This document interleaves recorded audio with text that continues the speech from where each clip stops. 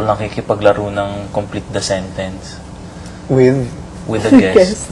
Parang lahat ng, parang nakakapos na lahat ng sinasabi ng guest, which I really found impolite, even though I don't know what the, Siya yung nagko-complete ng sentences nila. parang, yeah, parang may sinasabi siya na the bottle, the shoes, in music. Parang dinudungtong niya. Parang may blank.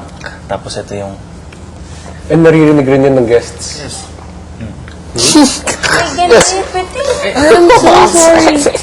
I didn't know that I was so... Sa tingin ko, very intelligent siya, kaya ganyan siya. pero sometimes if sa ano, Oo, hindi niya just to namamalayan. pay respect to the one who's talking. Sorry, I didn't know I was so maintindihan. Pero Ayan I na. take it as a joke na lang if ever ano. she Well, does. you take it as a joke. We don't know how the guests will feel. Di ba? Like To with the Charlie guests who Green. come here, I'm sorry. Her questioning with Charlie Green, I remember. Yes. Don't you find yourself too young to be singing these old songs? Na parang, Sorry. that's what he became famous for, singing those kind of songs. Yeah, it's because it's so weird seeing an 11-year-old kid, diba? So you just want to know how he feels. Kasi we sing old songs and we still feel kind Okay. of weird about You it. know, with that comment, you can phrase it in a way that isn't quite As blunt as it should Hindi be. kasi ito yung... abrasive. Abrasive. Iba kasi ito eh. Iba kasi itong magtanong sa'yo, hindi niya... Para sa kanya, parang... Normal. Example, kung may itatanong siya sa question sa'yo, sentence, one sentence or two sentences, para ang dating sa amin iba.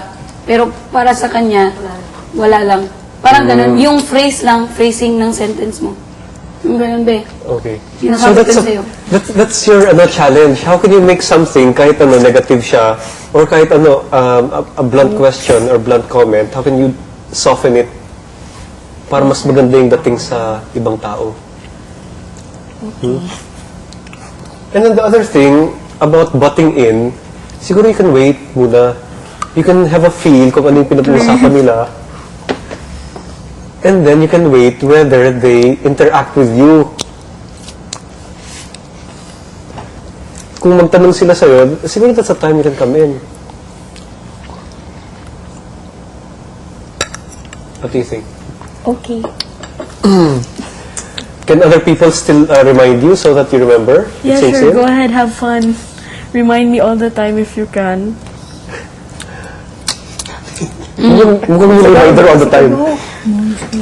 Alam niyo, sabihin ko sa inyo, Tagalog na kayo. Mas magandang Tagalog. Sabi ko nga, sabi rin pala ni Bravia. Sorry. Kasi may mga, kasi di ba, puro English kayo ng English. Hindi natin alam yung mga nanonood, hindi maintindihan yung sinasabi niyo. Mas mabuting Tagalog. Nice, buguan. Hindi kasi hindi lahat ng Pilipino madaling makaintindi ng English. How about yung mga nasa ibang lugar na hindi nakapag-aral pero gustong mga remote areas, hindi kayo maintindihan kasi super English kayo. Kahit nga ako, hindi ko rin kayo minsan maintindihan. Pero kung alam niyo mag-Tagalog, okay. Pero kung hindi naman kayo pinipili. Wait, but we have to consider that we're also international. Mas mahirap kasi para sa akin ang mag-Tagalog kaysa sa mag-English. Hindi ko naman kayo pinipili. Di mag-Taglish tayo. Taglish. Taglish tayo. Kasi Siyempre, iba Bisaya naman pa ako. kakayanan natin mag-Tagalog. Bisaya ako. So, just Dako Shut up. okay. Anything else you want to say? Or anything else before we shift to another? Yeah. Lola lang. Yung ano po, yung every time sa mga kantahan naman po, kasi minsan nakakasama siya yung trio, minsan pag may mga inaaral kaming song, bigla siyang magbabatin. Hindi, ganun siya, dapat ganito. Lalo na yung part ko, inaano niya. Tapos minsan, parang sabi ko, may times na parang mali, parang flat siya. Tapos parang akala niya tama siya. Tapos may pag siya naman kumanta, mali naman. Ganun yung part niya minsan. Ang ganda ng pagkasabi.